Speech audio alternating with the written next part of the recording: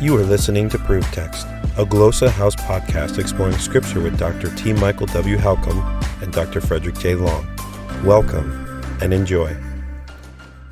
Hello and welcome to Proof Text. I'm Michael Halcomb. In this episode, we're thinking about Greek vocabulary. All right, the Greek root, more particularly that we're thinking about in relation to Greek vocabulary, is epsilon rho, er.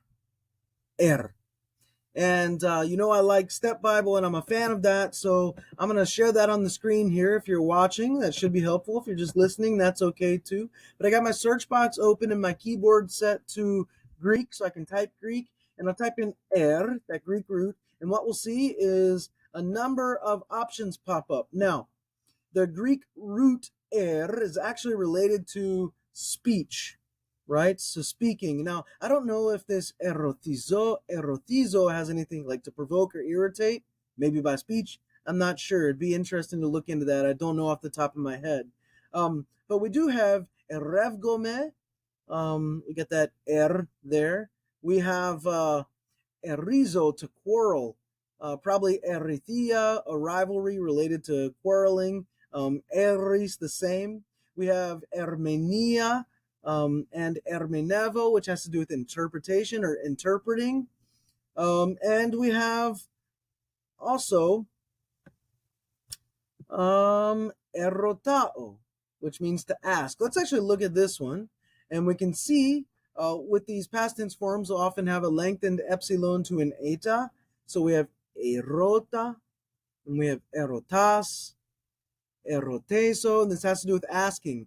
It'll either be it's usually in the context of reporting that someone has asked a question or is about to ask a question or something like that. So erota, erotesan, erotesen, eroton. And so one way you can think about this in terms of a mnemonic device is when someone speaks, they might err.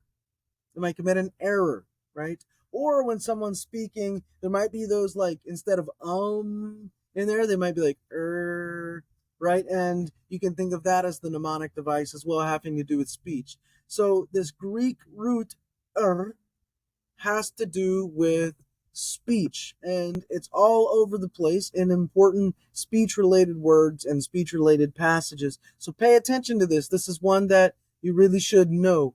And you can trill that R if you want, but and it has to do with speaking or often asking. All right. Hope that helps. Interested in growing your ancient language skills but not sure where to start? Glossa House can help. From illustrated readers and short stories to lexicons and grammars, Glossa House offers a variety of resources for beginning, intermediate, and experienced ancient language learners. Head to glossahouse.com today. Glossa House, language resources for the global community.